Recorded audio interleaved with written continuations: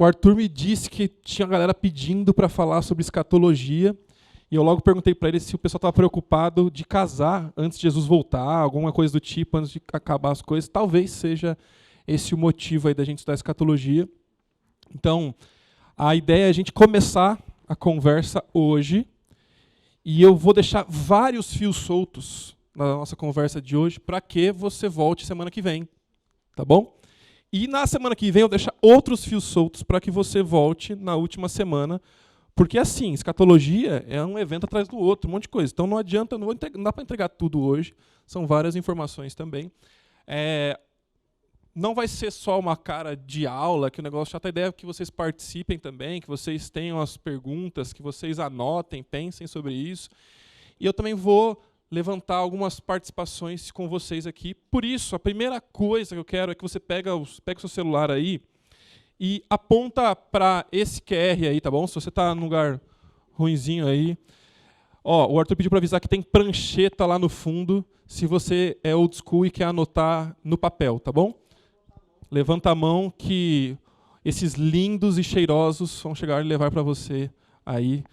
Bom, aponta para esse QR aí e vai ter aí um mentímetro para você dizer para mim, com um ou no máximo duas linhas de emojis, como você se sente, como você se sentiu desde que começou a divulgar aí, que a gente fala sobre escatologia, como você sente de chegar hoje aqui e ouvir essa palavra. Talvez para algumas pessoas isso seja algo novo, você nunca nem ouviu o que é a palavra. Como é que você está se sentindo com isso? Ouvir sobre o tema. Então, coloca aí um emoji. Você pode preencher até 2 linhas diferentes, tá bom? Todo mundo já conseguiu apontar para o QR aí? Várias carinhas de vocês aí.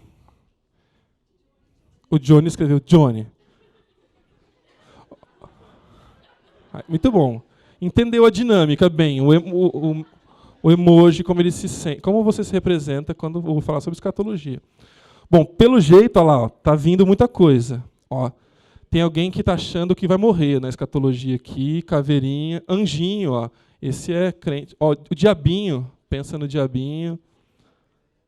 Tem alguns que pensam no amor, será que é casar? Não, né? Acho que é querendo ir para o céu mesmo. Alguns explodindo a cabeça, vários, na verdade, a maioria. Tem gente que está com medo aqui, Arthur, está meio derretendo aqui, eu acho que o tempo está acabando. Tem uma galera meio gospel aqui do worship, está pensando em louvar com a guitarrinha aqui. Tem outros que estão pensando no fim do mundo. Tem outros que estão pensando em cocô. Olha aí que beleza. Daqui a pouco vocês vão ver que pode cooperar com vocês aqui. Tem outros que estão vomitando, pensando em escatologia. Arthur, a gente fez uma boa escolha mesmo, né, no mês, né? Muito bom. Tem outros que estão fazendo a coxinha. O que mais que tem aqui de interessante? Fogo. Tem gente que vai para o inferno aqui, pelo jeito. Está com frio, está pensando no fogo. E tornados, está pensando nos filmes de fim dos tempos mesmo, né? Bom, vamos lá. O que a gente vai descobrir sobre escatologia? Vamos começar a nossa conversa aqui, falando sobre o que não é escatologia. Mas deixa eu falar algo importante para você que eu descobri essa semana. O que não é escatologia? Quando a gente está falando aqui, se você por acaso teve coragem de jogar no Google, você deve ter ouvido, lido isso aqui, descobriu isso que eu descobri essa semana. O que eu não estou falando que é escatologia, tá bom? No Google estava assim, o que é escatologia? A palavra escatologia, na língua portuguesa, ainda pode significar o ato de analisar excrementos, ou fezes, sendo sinônimo de cropologia, nome dado a um ramo da medicina, aos exames laboratoriais de dejetos humanos, especificamente as fezes, tá bom? Quando eu estou falando de escatologia, eu não estou falando disso, tá bom? Eu não estou falando de você pegar o papelzinho, se limpar e dar uma analisada no que tem lá, tá bom? Ou se você está pensando em fazer medicina e a sua especificação de trabalho vai ser lidar com o cocô dos outros. Imagina que beleza de trabalho?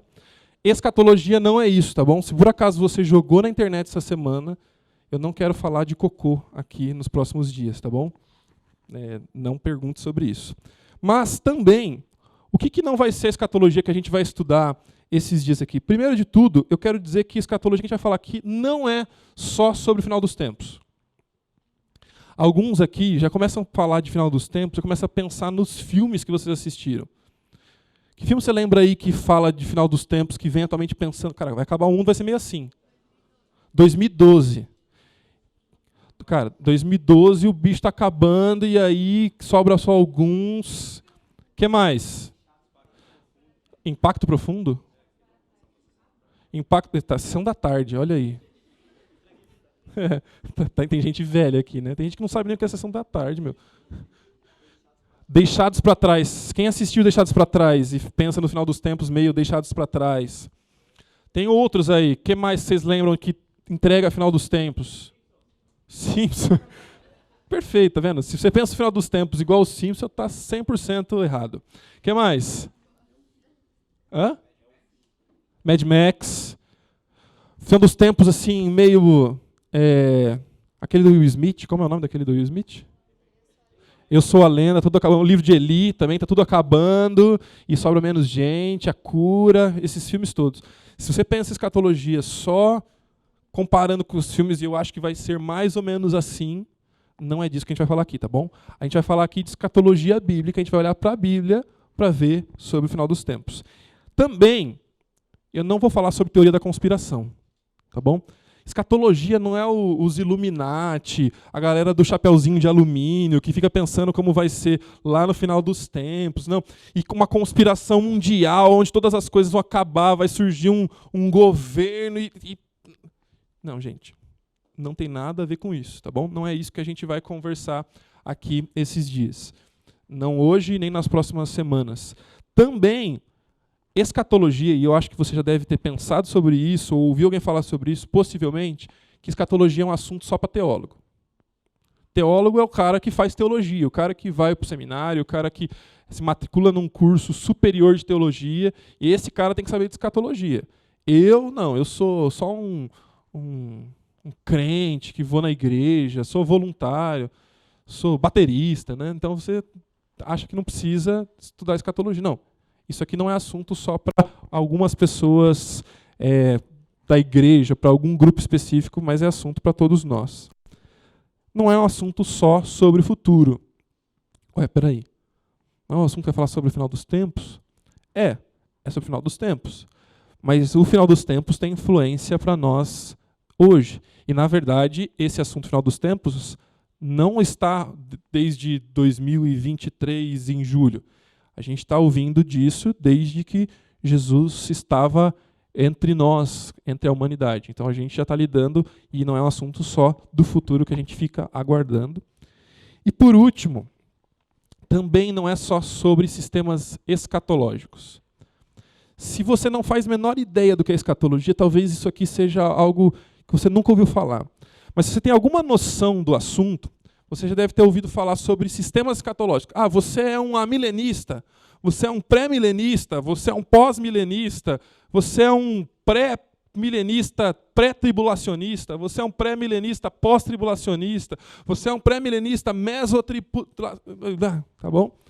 Então, o que a gente vai falar aqui não é só sobre esse monte de sistemas escatológicos, embora eu tenha que falar um pouco sobre esses sistemas, porque, além de ser algo que está na mente de alguns aqui, também vai ajudar a gente a orientar algumas das partes da nossa conversa.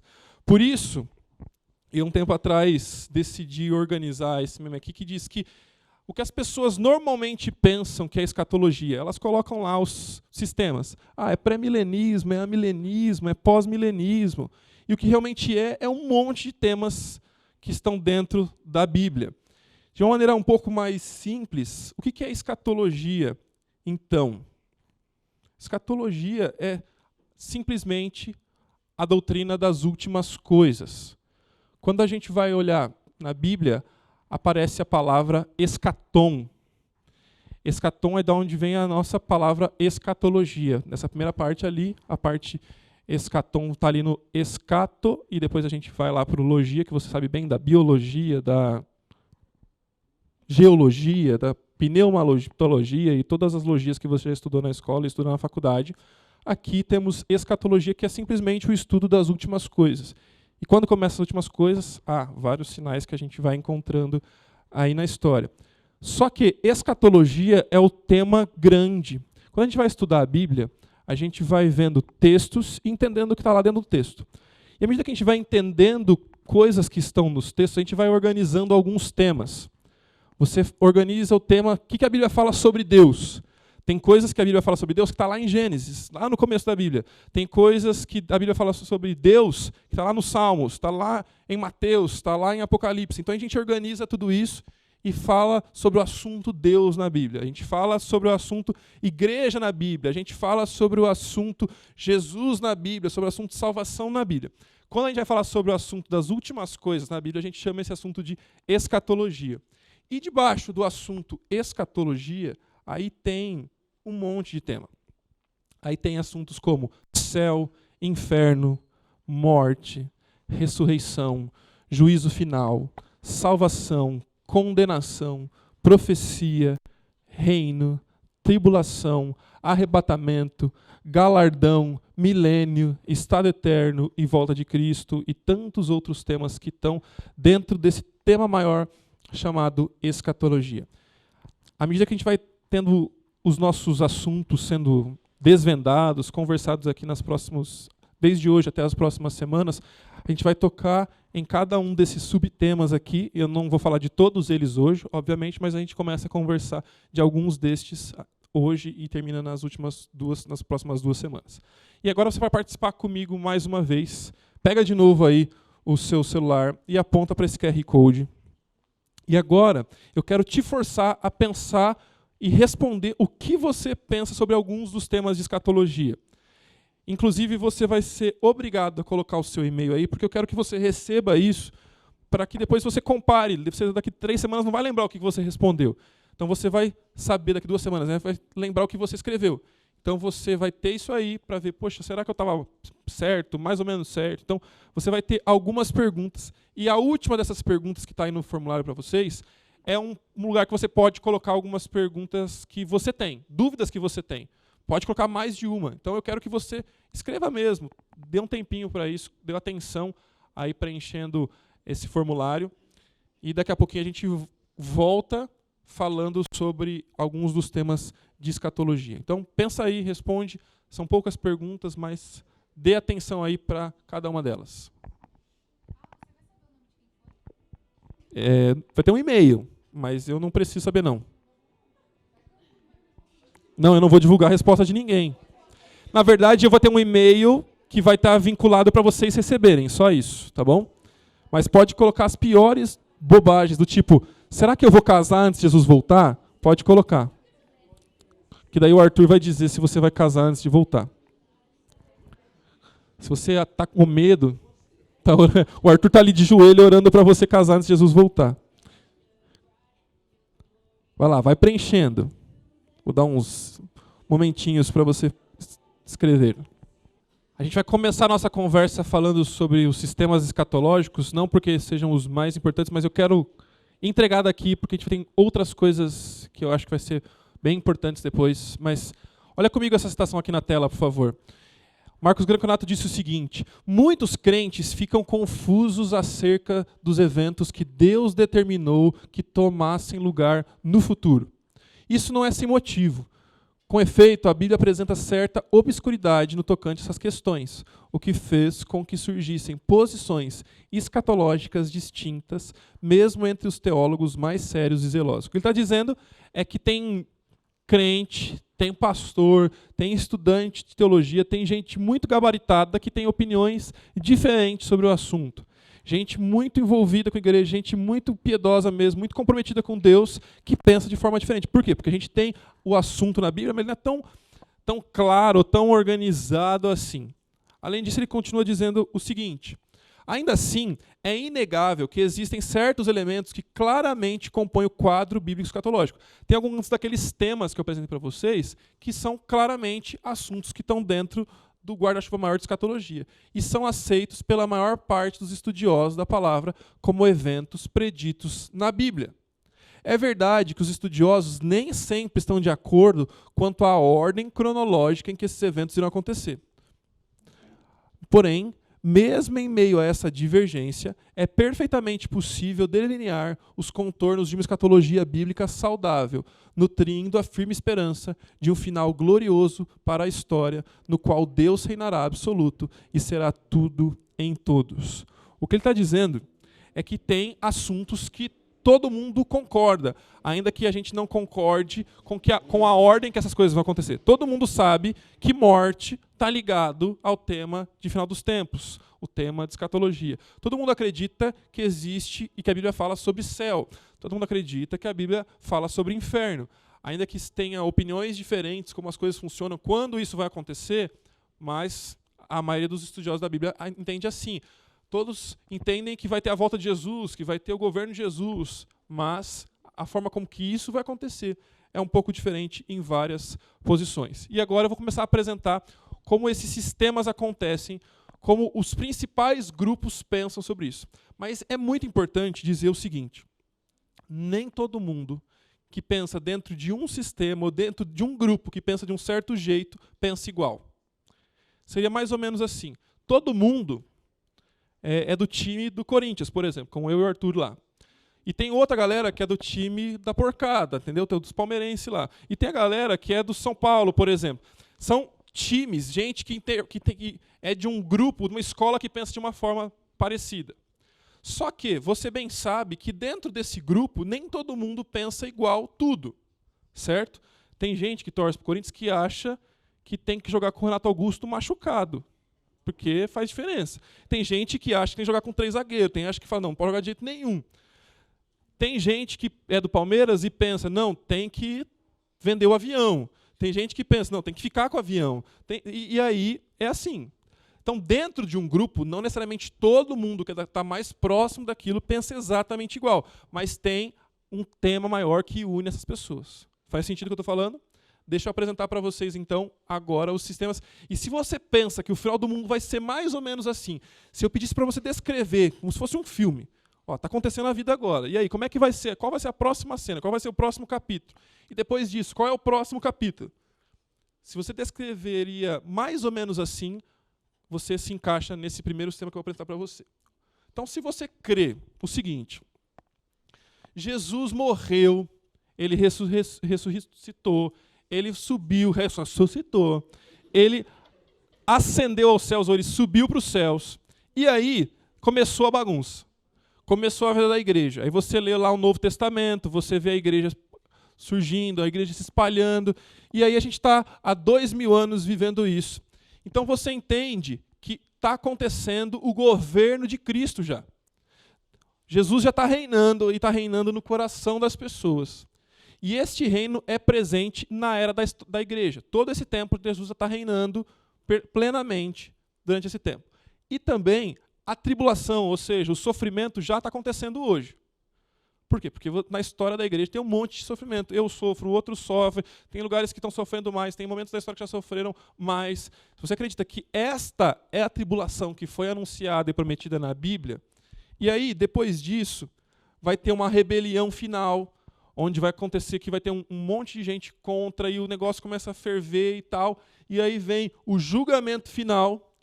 E aí, depois que tem esse julgamento, grande tribunal de Jesus, aí todo mundo vai junto com Jesus para o céu, vai ter a segunda vinda de Cristo, os salvos estarão no céu, os perdidos estarão no inferno, e aí acabou tudo que a gente conhece e começa o que a gente chama de eternidade. Se você entende que vai ser mais ou menos assim, você é um amilenista. Nos modelos escatológicos, você é um amilenista, tá bom?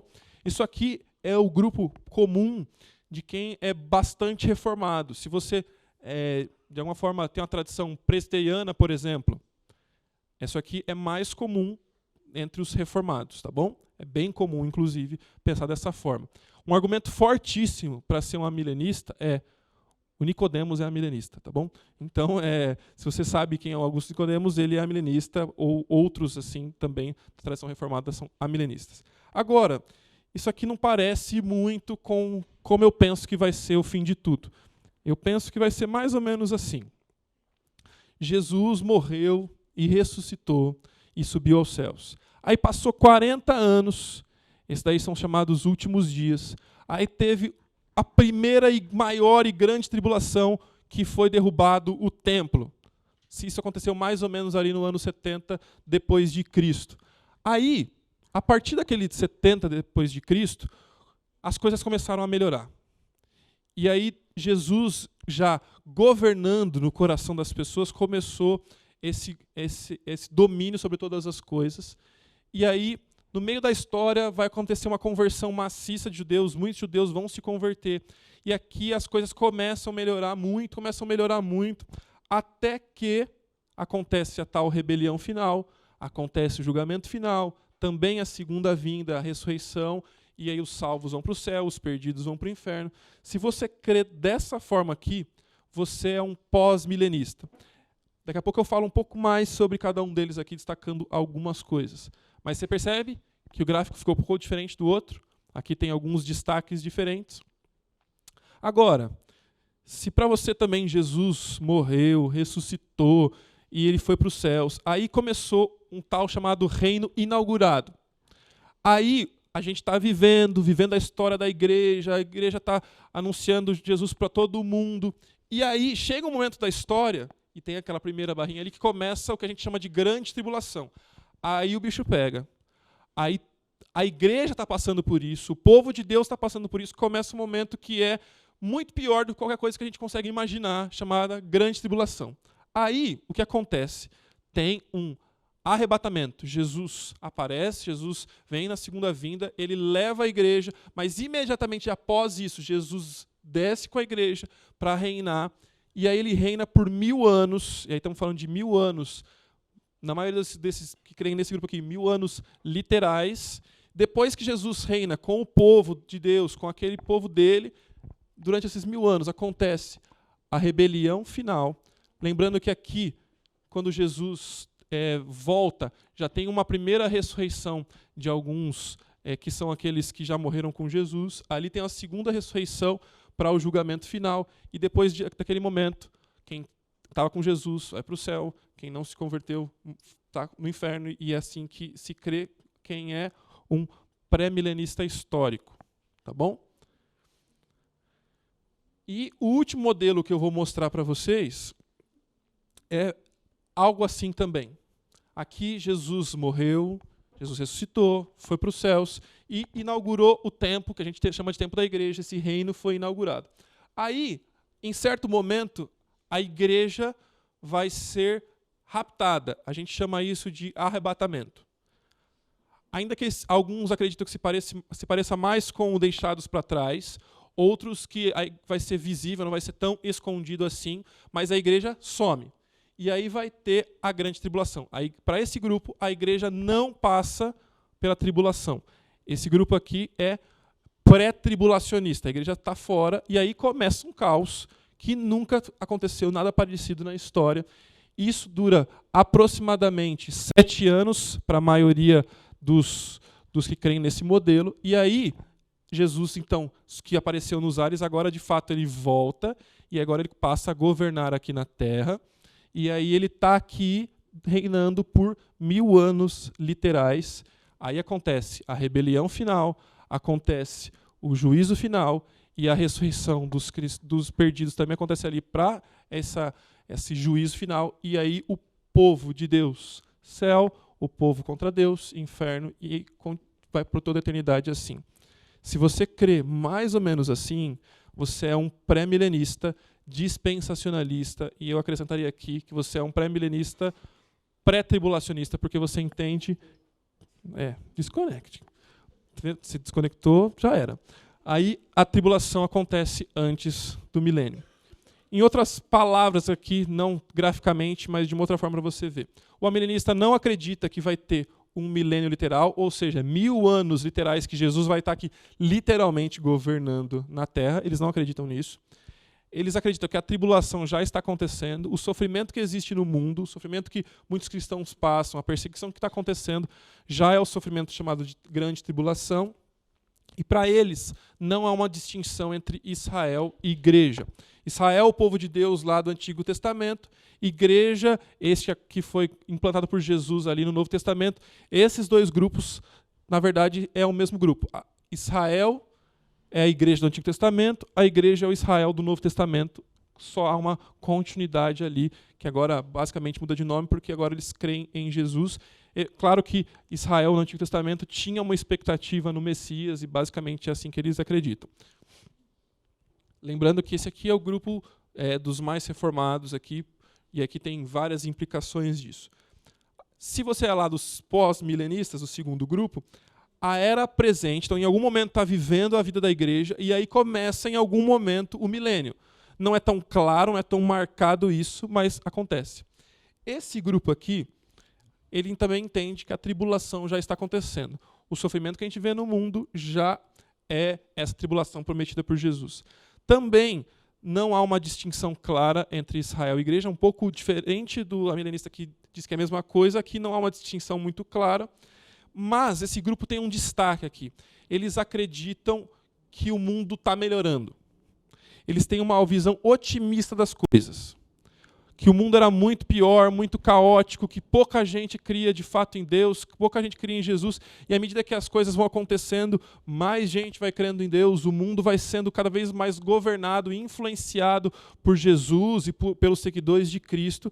Então eles acreditam que este é o governo de Cristo sob o mundo, usando as pessoas, usando os seguidores dele. Esse aqui é o grupo dos pós-milenistas. Aí, os pré-milenistas históricos, que são o terceiro grupo que eu apresentei para vocês, para eles haverá um milênio. Vai ter 1000 anos literais. Eles acreditam que vai chegar um momento que Jesus vai vir e vai governar a Terra por 1000 anos. Depois disso, eles entendem que a igreja vai passar pela tribulação. O povo de Deus vai estar lá no dia que o negócio começar a pegar. Não está acontecendo ainda, mas vai começar um sofrimento muito maior do que a gente consegue imaginar ou do que a gente já viu acontecer, mas a igreja vai passar por isso. Então, se a gente estiver aqui, a gente se lasca junto, tá bom? E eles acreditam também que há uma distinção, não total, mas bastante grande entre Israel e igreja. O povo do Antigo Testamento, o povo do Novo Testamento, tem uma boa distinção aqui. Por último, o pré-milenista dispensacionalista, para eles também vai haver um milênio literal. Vai ter 1000 anos lá no fim da história. A igreja não vai passar pela tribulação, essa é a diferença dos dois últimos grupos, a principal delas, além de algumas outras ordens ali.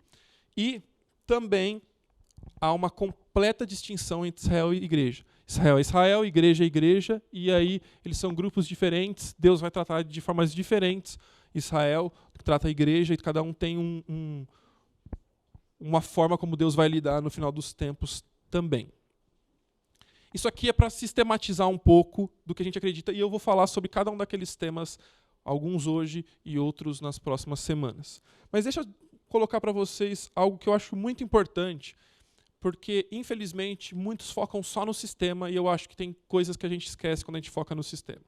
Infelizmente, esses acontecimentos do tempo final muitas vezes têm provocado uma controvérsia inútil entre os cristãos. Tem muito crente discutindo essas coisas. Com frequência, os cristãos tentam estabelecer uma linha do tempo cósmica em que conseguem encaixar acontecimentos históricos conhecidos. Eles passam aquela linha e tentam colocar isso aqui vai acontecer aqui, isso aqui vai acontecer aqui, e aí pega aquele texto bíblico e tenta encaixar em algum momento da história. Tem muita gente que pensa assim. Mas visto que há muitas dessas linhas dos tempos, vocês viram que eu mostrei pelo menos 4 aqui, esse tipo de curiosidade sobre o que Deus fará, e especialmente quando fará, com demasiada frequência só gera debates e disputas entre cristãos que deveriam demonstrar um pouco mais de bom senso. Continua. Há compreensões diferentes entre grupos cristãos a respeito de detalhes da volta de Cristo, do milênio, do anticristo, da tribulação. No entanto, David Lawrence nos lembra de que fixar nossa atenção nessas coisas é um pouco como ficar obcecado com a natureza, a intensidade e a frequência das dores de parto, quando deveríamos estar pensando no bebê. E olha, eu participei de 2 partos. Um deles foi um parto normal, e eu já digo que eu não aguento outro parto normal, não. Tá bom? Vocês deram risada, né? Não, gente, essa é coisa séria. Mas, ainda que todas essas coisas, você pensa no parto, você se programa, você organiza tudo, o ambiente e tudo mais, mas o evento principal que está acontecendo ali é o bebê, a chegada do bebê. E quando a gente pensa e foca em toda essa trilha, nos detalhes, o que vem antes, o que vem depois, e esquece do mais importante, que é Jesus, a gente tem um problema com esse estudo. Então tudo que a gente vai conversar aqui hoje e nos próximos dias tem a ver, no fundo, com Jesus e o plano que ele tem para toda a história. Você já deve ter visto esse gráfico aqui. Esse gráfico aqui é uma forma de a gente organizar toda a história da redenção, a história bíblica.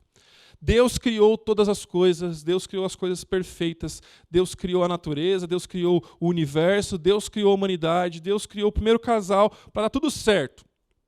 Aí a gente fez meleca, a gente decidiu virar as costas para Deus, a gente chama isso de queda. E aí, se Deus tinha criado todas as coisas perfeitas, o pecado vem e deforma tudo. O pecado arrebenta todas as coisas. E aí Deus já tinha um plano para consertar tudo isso, a gente chama esse plano de redenção. Então Jesus vem e ele transforma tudo isso. Jesus conserta tudo que o pecado arrebentou, na verdade ele torna todas as coisas perfeitas, ele transforma tudo isso novo. Nós podemos viver uma novidade de vida. Mas o plano de Deus não acaba aí. A Bíblia continua narrando que existe um pós. Por que acontece? Você entendeu os efeitos do pecado sobre a sua vida. Você entendeu que você precisava de um Salvador. Você se entregou para Jesus. Você agora quer viver o novo. Mas você já deve ter percebido, eu acho, espero que você tenha percebido, que você ainda continua pecando. Certo? E você continua lidando com os efeitos do pecado. Porque tem gente do seu lado que também peca. Sociedade que continua mergulhada em pecado, que também te afeta. Você está satisfeito, ainda que em Jesus, com toda essa condição, ou você tem uma sensação de que está faltando alguma coisa? De fato está faltando alguma coisa. Porque esse não é o final da história. Ainda tem a consumação, ainda tem a glorificação, ainda tem o final de tudo isso. E aí, a gente chega a essa pergunta aqui. Por que é importante estudar escatologia? Por que tudo que eu estou falando hoje, por que esse tema do mês surgiu? É importante porque o estudo das últimas coisas é essencial para alinharmos o nosso coração àquilo que realmente importa na vida. Escatologia, mais do que matar curiosidade, é sobre o plano de Deus para a história, que é realizado em Cristo Jesus. Escatologia é mais do que a gente focar nos detalhes, mas é como Deus organizou toda a história para apontar para Ele, para reorganizar todas as coisas, para que a gente pudesse viver eternamente com Ele. E como tudo isso foi amarrado com a salvação que nós temos em Cristo Jesus. Nós entendemos então que conhecer escatologia é saber como será quando nós estivermos para sempre com Jesus. Você consegue imaginar isso? Você consegue imaginar como vai ser viver para sempre com Jesus? Deixa eu mostrar um pouquinho para você alguns dos trechos que estão lá no Apocalipse. E nós vamos então perceber como pensar sobre esse fim com Jesus deve afetar a nossa vida hoje. O Apocalipse tem um momento histórico muito importante quando esse livro foi escrito. Entender como cada um dos livros da Bíblia foram escritos, ou em que momento e por que foram escritos, é importante para você entender melhor o conteúdo do livro. Apocalipse é o seguinte: está acabando o tempo que a Bíblia narra ali. Apocalipse está no final do Novo Testamento, está ali no ano 90, já está acontecendo alguns problemas para a igreja, já começou a perseguição. Você viu ali que no ano 70 já aconteceu a destruição do templo. E aí o povo de Deus começou a ser espalhado, porque muita gente começou a morrer por seguir a Jesus. Os cristãos começaram a se espalhar. E gente estava realmente sofrendo. Cristãos estavam sendo queimados vivos, jogados aos leões. O povo estava desanimando. E pensa o seguinte: essa galera estava ficando feliz e animada por ver irmãos em Cristo morrendo, por ver eles perdendo filhos, perdendo parentes, perdendo as suas casas, perdendo o pouco que eles tinham para sobreviver, ou eles estavam abalados com aquilo. A resposta é que eles estavam abalados com aquilo. E o que isso gerava neles? Desânimo. Inclusive vontade de desistir. Então Deus usa o apóstolo João para escrever o Apocalipse com a mensagem de que as coisas projetadas por Deus vão acontecer. E isso deveria gerar neles esperança. E essa esperança seria a força que eles precisavam para continuar vivendo em meio à dificuldade. Por isso a gente pode ler aqui o que está lá em Apocalipse 21, que narra o que vai acontecer no final da história, quando tudo já estiver perto da consumação, ou já estiver sendo consumado, quando estiver lá no estado eterno, quando o que a gente chama de céu estiver pleno acontecendo já. Olha o que ele diz no Apocalipse 21. Então eu vi um novo céu e uma nova terra, pois o primeiro céu e a primeira terra já não existiam. A gente vai falar um pouco mais sobre esses temas nos outros dias. E o mar também não existia mais. E eu vi a cidade santa, a nova Jerusalém, que descia do céu, da parte de Deus, como uma noiva belamente vestida para o seu marido. Ouvi uma forte voz que vinha do trono e dizia: vejam, o tabernáculo de Deus está no meio do seu povo.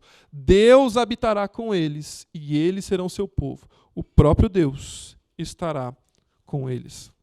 Você consegue imaginar que no fim dos tempos, Deus estará com a gente? Ou melhor, nós estaremos com Deus? Nós habitaremos e Deus vai estar aqui, envolvido com a gente. Isso traz para nós consolo, esperança, por saber que nós estaremos com Deus. Nós experimentaremos e desfrutaremos da presença de Deus perfeitamente. Hoje é muito gostoso quando você está no momento do culto com a galera, você está cantando, você está aprendendo de Deus. Mas essa experiência, essa sensação não é nada comparada com viver eternamente com Deus.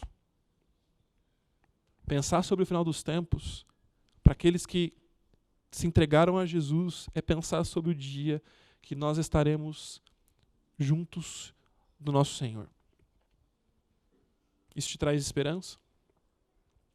Além disso, o capítulo 21 continua dizendo o seguinte: Ele lhes enxugará dos olhos toda lágrima, não haverá mais morte, nem tristeza, nem choro, nem dor.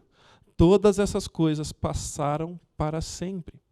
E aquele que estava sentado no trono disse: vejam, faço novas todas as coisas. E em seguida disse: escreva isso, pois o que eu lhe digo é digno de confiança e verdadeiro. Você consegue imaginar um tempo que você não vai ter motivo para chorar mais? Eu ainda não conheço a história da maioria de vocês, mas você consegue imaginar um tempo que você não vai ser mais afetado pelas pressões que você sente na vida, pela família complicada que você está, porque alguém te abandonou e isso não mais vai tirar lágrimas de você? Que você não vai ficar mais vendo crianças sendo abandonadas, assassinatos acontecendo, gente passando necessidade, porque não vai haver mais lágrima, não vai ter mais morte, você não vai perder ninguém mais. Aquele seu parente que você sente saudade, que você sente falta, não vai mais haver morte, não tem mais tristeza. Aquelas lágrimas que você derrama sozinho em casa, quando você fecha a porta do quarto, isso não vai mais acontecer, porque não tem mais choro, não tem mais tristeza, não tem mais dor. Você consegue imaginar aquela pessoa que tem uma dor crônica, que sofre com uma doença que não vai acabar? Imaginar esse dia onde não vai mais haver dor. Todas essas coisas passaram para sempre. Pensar sobre o final dos tempos, aqueles que vão viver eternamente com Jesus, é pensar sobre um momento em que você vai experimentar de um consolo completo. Um povo que sofre vai ser completamente consolado. O trecho continua dizendo o seguinte: e ainda disse: está terminado. O Arthur mencionou aqui, né? está consumado, todas as coisas acabaram. Eu sou o alfa e o ômega, o princípio e o fim.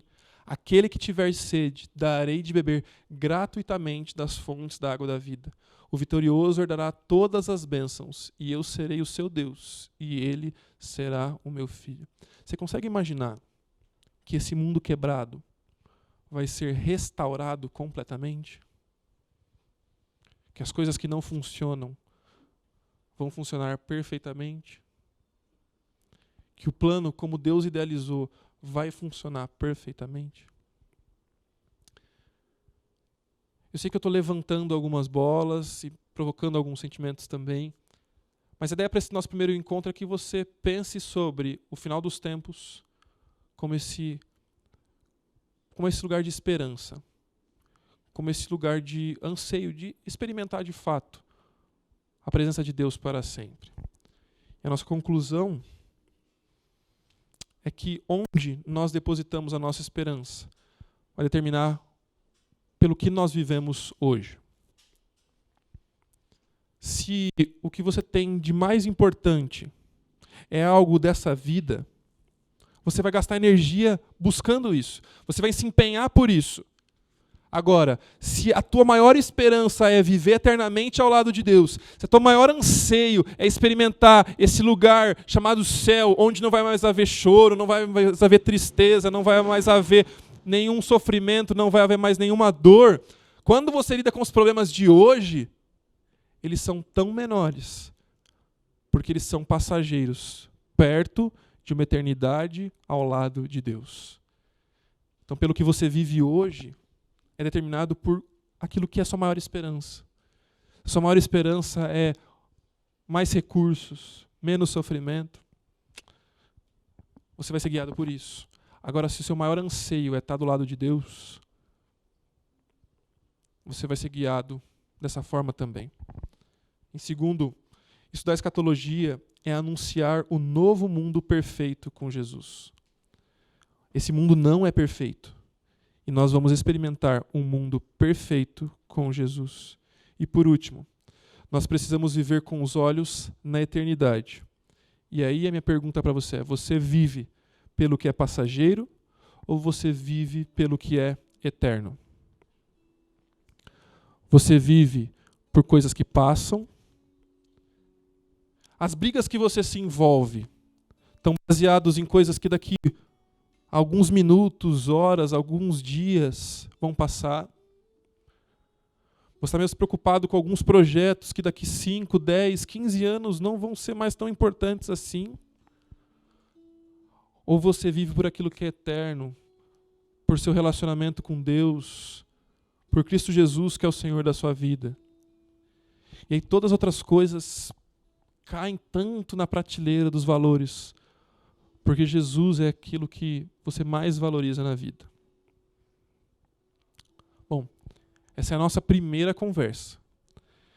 Semana que vem a gente começa com algumas polêmicas um pouco maiores. A gente vai falar sobre morte, sobre céu, sobre inferno, sobre ressurreição, sobre purgatório, sobre quem pensa de formas diferentes, sobre outras partes da palavra de Deus. E aí eu convido você a voltar semana que vem